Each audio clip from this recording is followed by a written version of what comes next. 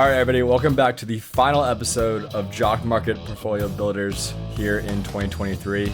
It's the Tour Championship preview, and we're going to run you through everything you need to know for the markets and contests this week on Jock Mkt. Awesome. I'm excited about this one, Coleman. These have been really fun all year, so let's keep it rolling. First thing, I just like one quick housekeeping item for anyone that's playing in our markets or contests. We all know about these starting positions and how they're different. You know, Scotty Scheffler starting at 10 under this week, Spieth starting at even par. None of that matters for our contests and our markets. Everybody starts at the same spot. So everyone starts at even par. So it's just really important to remember that, because if you think you're investing in Scotty Scheffler with a 10-stroke lead, you are not. That's all. I'll go back to you. I just want to make sure we get that out of the way right away. It's because that's probably the biggest thing that we don't know that's not factored into our markets this week. Yeah, Trone, that's something really important that we should definitely know going into this week.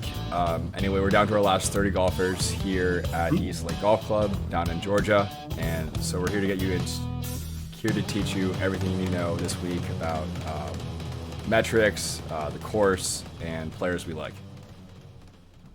Awesome. Yeah. So I mean, let's start with East Lake Golf Club.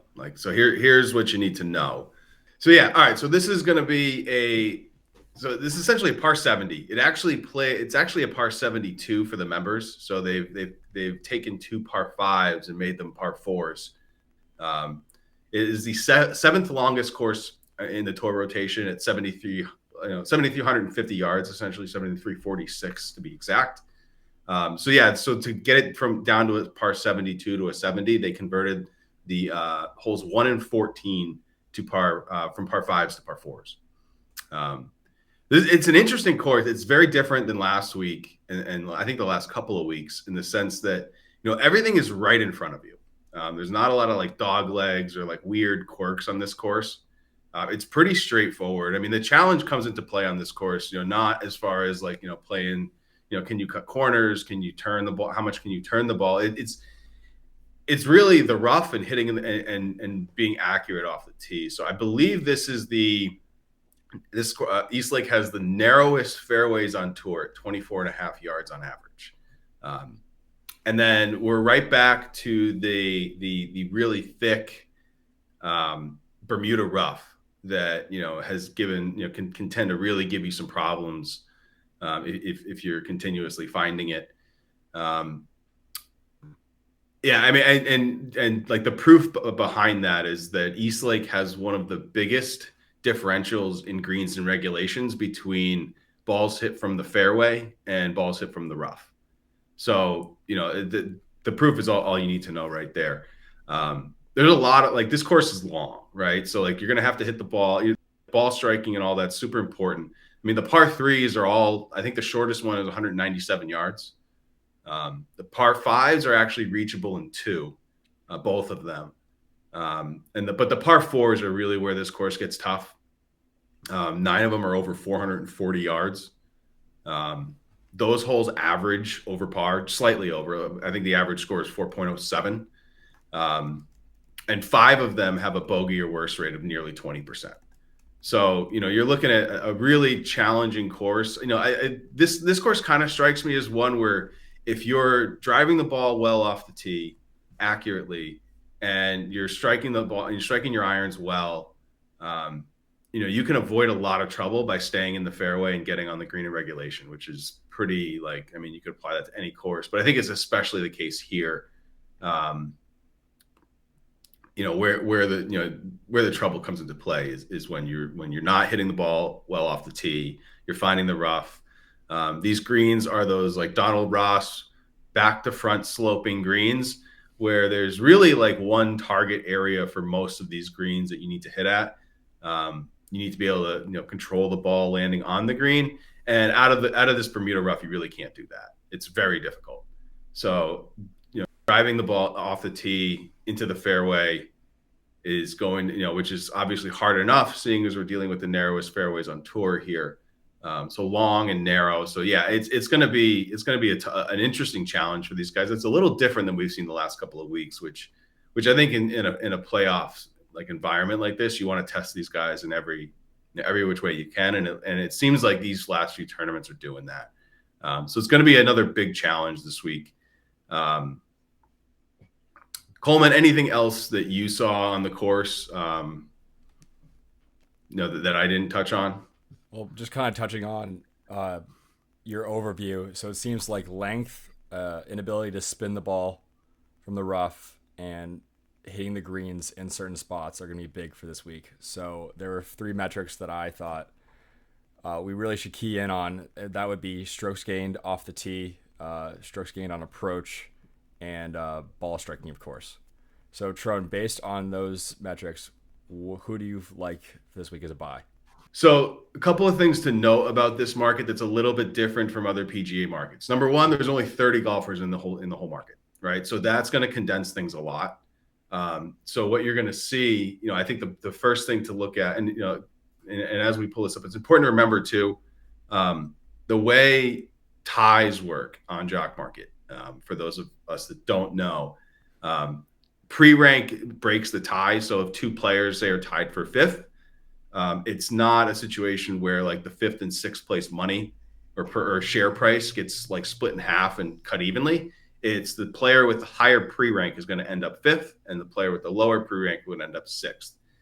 Which in a tournament like this, in a market like this, plays a bigger factor because if you have 150 people in a market, the decrease in share price as you go down the leaderboard doesn't change as drastically as it does in a smaller market. I mean, you think this one almost will mirror closer to like a single game NBA market where it's very top heavy. I mean, you look here, only the top six finishers here will finish with a share price of $10 or more. And I think you get to 12th before you get out. I think I believe it's 12th where it's $5.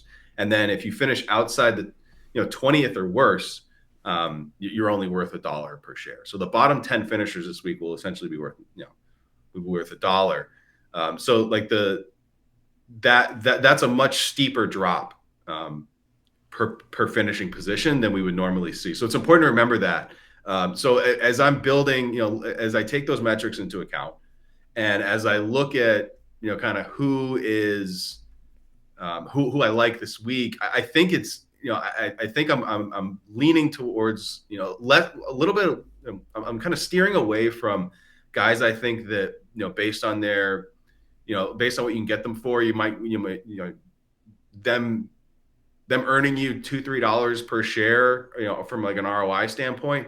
I'm less focused on that. I'm mostly focused at the top of the leaderboard this week. I'm trying to find winners. So I'm not going to get too cute.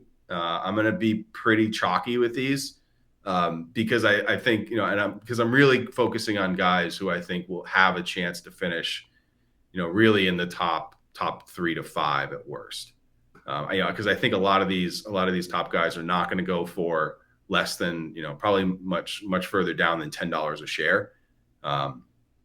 So I think you're going to have, you're really shooting for top 3 to 5 finishes here. So with that, my three buys, we'll just go down where they're, we'll go down in order of how they're pre-ranked. First one is Victor Hovland. We're going to run it back with him. I mean, we were on him last week, got us a win there. Hovland has played here. He's got one top 5 finish in 3 tournaments played here. Two other times he's finished top 15. So he's already played, had a finish that we're looking for at this tournament. Obviously he's coming off of an exceptional, weekend last weekend. I think last week he gave you on as far as Jock Market goes, he gave you almost 160% ROI last week. I mean, you take down a tournament first place in our markets, that's going to happen. Still was still was positive from an ROI standpoint at St. Jude.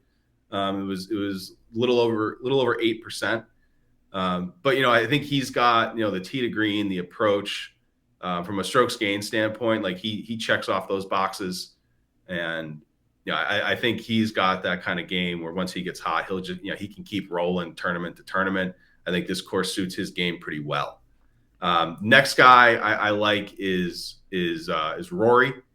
Um, I think if you look back at the last couple of weeks from an ROI standpoint, he was plus just shy of 90% ROI at St. Jude, and he was a 45% positive ROI at BMW last week.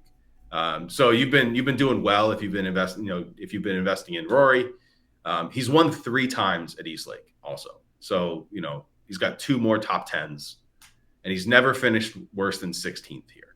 So I mean, if you want to go like no metrics whatsoever, just go off of, hey, this guy really likes this course. He plays well here. He's always played well here. Rory's a good bet, and so it's we've got and the numbers and the metrics and the analytics back that up. So I think Rory's a really good play here. I mean, if you look at the other one, and the other guy I'm looking at is Xander Schauffele. I think he checks the boxes for tee to green, for ball striking, for approach. He's also won twice here, and he's got 2 more top 3s, and he's never finished worse than 7th. And I believe 5. I can double check this, but I believe it's 5 tournaments he's played here. 6, and he's never finished worse than 7th. So hard to steer too far away from Xander. And I mean, Xander and Rory, I mean, they've played a combined 13 tournaments here. Between the two of those 13, there's only 2 finishes outside the top 10.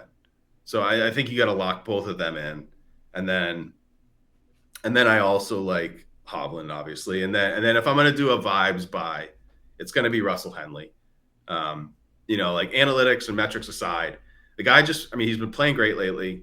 We were on him last week, and he made you money last week. Just guy who just finds a ton of fairways off the tee. He's consistent with the irons. He's had 3 straight top 10s. He's been 19th or better in 11 out of his last 14 tournaments. He hasn't played here in a while, but when he did play here back in 2017, he finished in 3rd. So he's got some positive course history here. But again, if I've got 3 plus a vibes pick, it's Rory, it's Hovland, it's Xander Schauffele, and it's Russell Henley. Coleman, anybody else you like? I know you got some people that you don't like, which I want to get into in a second for the shorts. But those are my long plays. I think whether it's Jock Mkt or you're going elsewhere to bet, from like an outright standpoint. But I think any of those 3 plus Henley are good outright plays too. Yeah, I would just say, I'm hoping the guys who have been already rostered for the Ryder Cup team continue to show well this week. This is one of their last chances to play some really competitive golf before that tournament. So if you're looking for guys who kind of have some added motivation to continue playing well, those rostered guys are good looks. All right, Trone, now for the shorts of the week. I'm going to start off with Sam Burns. It's been a kind of a so-so year for him. He had an okay St. Jude, finished T52nd, but was, in our markets, minus 83% ROI. And then he followed it up with a pretty decent BMW Championship, finished 15th, gained some ROI back there and there. But it's been a tough year for him. He's been inconsistent. He's only finished. He hasn't really done well at this course either. Best finish was in 2021, where he finished 17th. Last year, he was finished 25th. He tends to lose strokes per round here more often than not. I'm not buying in on him for this week. I think the only thing that could save him is his putting, but I'm not sure. Yeah, I'm with you. I'm not into Sam Burns this week. Nah. Well, I don't know how you're gonna feel the next name, but I have to stop betting on Lucas Glover. It's over. The reign is done.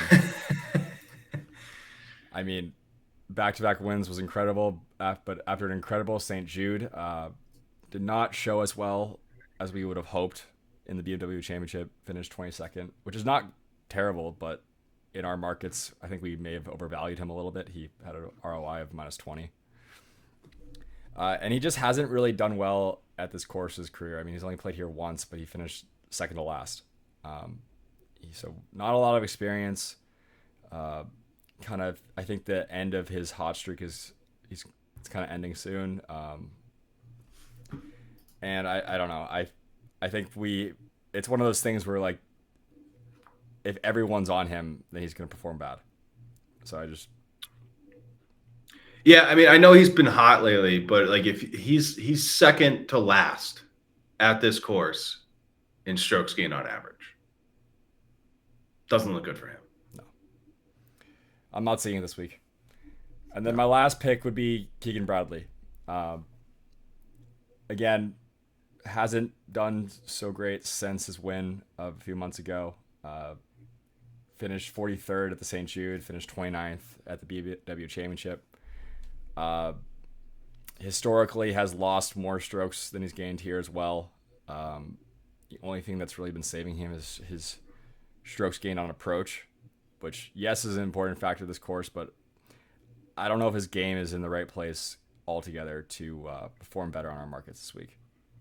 Yeah, especially where the difference between greens and regulation from the fairway and the rough. Like if he's not hitting the ball well off the tee, it that I think like the strokes gained on approach is going to take a bigger hit here than it normally would, simply because the rough is so penal and it's so difficult to control the ball. So I think a lot of that approach may go to waste. If he's not hitting the ball well off the tee, which at this course, he's losing on average over a stroke around off the tee. So I think that number is going to take a hit. Sorry, that number will cause his approach game to take a hit. He also so I'm right there with you.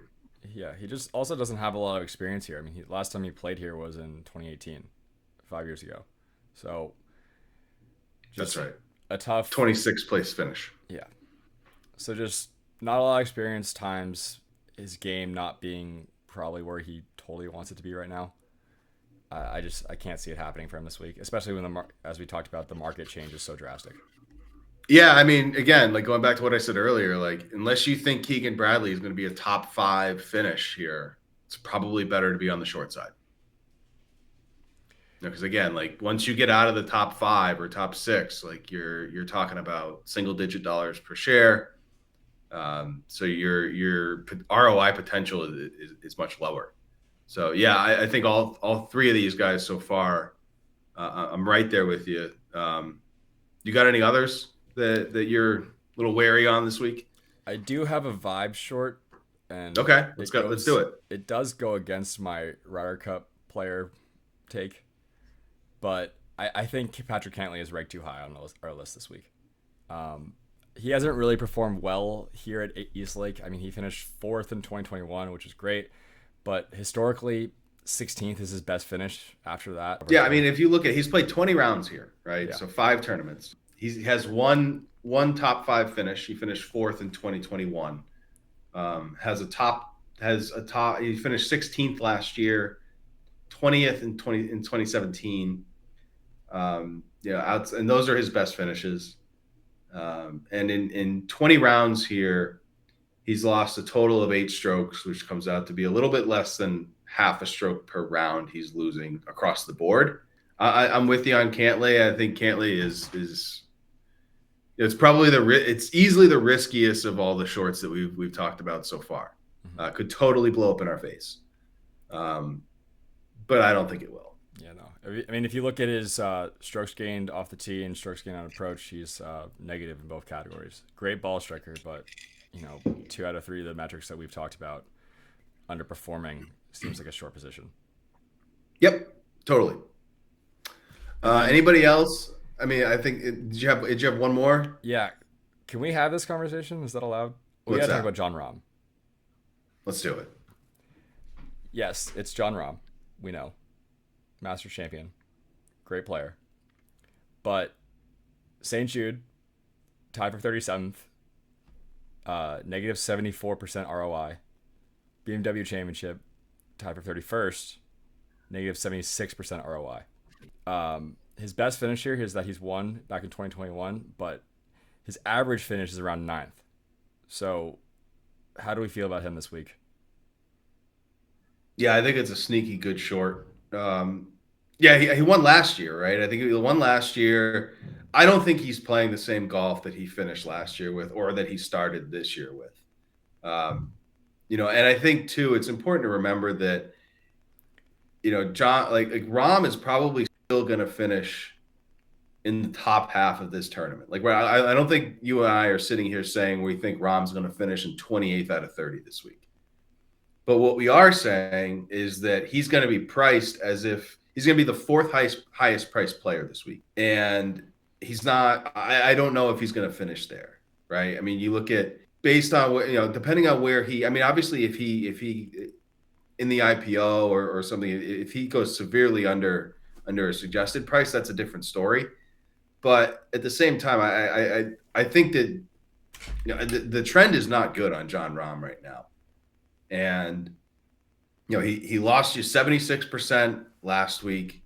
He lost you 74% the week before. Yeah, it's not a trend that I want to, for a high price bet on Jock Market, for somebody that you're going to pay up, right at the top of the most expensive guys. It seems much riskier to me than, guys right around him. I mean, like you look at, Scotty's obviously the number one ranked player. Hovland 2, Rory 3, Rahm 4, Cantley 5, Schauffele 6. I would much rather be on Hovland, McIlroy, and Schauffele. Even Scheffler. We haven't really talked about Scheffler. I think we all know what Scotty Scheffler is. I mean, the dude just gains strokes everywhere. He's a good bet. I didn't talk about, not to go on a rant here, I didn't talk about Scotty too much because I think, I'm just going to bet a little bit on the fact that he starts out with such a, with such a lead on half the field, that I think there's the risk of coasting a little bit. But yeah, no, I think the Rahm call is a really interesting one. It's a good one. It's a contrarian, for sure, a contrarian play. Like if you put up a sell order in our markets, probably at any point you're going to get it filled, I would think, on Rahm, unless he starts out with like 2 double bogeys. But yeah, I mean, obviously Rahm can, run away from the field in any tournament. He's that good, but he hasn't been playing it lately. It seems like where Rahm goes wrong a lot is off the tee too, and this is not the place to do that. So I like the short call on Rahm for sure. Excellent analysis. Well, is there anything else we should mention for this week? It is the last competitive golf tournament on our market for the year. So. Yeah. No, I think just the last thing that I'll say to kind of just reiterate and leave you with, just to remember, the starting positions that are happening in the tournament do not count on Jock Market. Just to repeat that. So everybody starts out round 1 even par. So Scotty Scheffler will not have his 10 strokes on Jordan Spieth this week. And again, to make sure that before you're entering the market, you're taking a look at the valuations of the finishing positions per, price per share, because it is going to fall off faster than in a typical tournament this week. So, like we said, from a strategy standpoint, I'm focusing on who I think can take this down, not who I think is going to make me a couple dollars per share. Just because outside of the top 6, I don't think you're really gaining much from a finishing position standpoint. And then the last thing, just remember that pre-rank breaks the ties. Say there's a 3-way tie for 8th, right? So you got $8, $7, and $6. The higher pre-rank is going to be worth $2 more per share than the 3rd highest pre-rank, or than the lower pre-rank of those 3. So it's, when the drop off place to place is larger than normal like this, it's really important to remember that if you're kind of waffling between a couple of different guys, maybe your last tiebreaker should be pre-rank. Everyone, thanks for tuning in. It was a great season. Excited for football coming up soon. But as for our PGA portfolio builders, this will be it. All right, everybody. Thanks for tuning in. Enjoy the Tour Championship, and we'll see you out there in the markets. Good luck, everyone. Take care.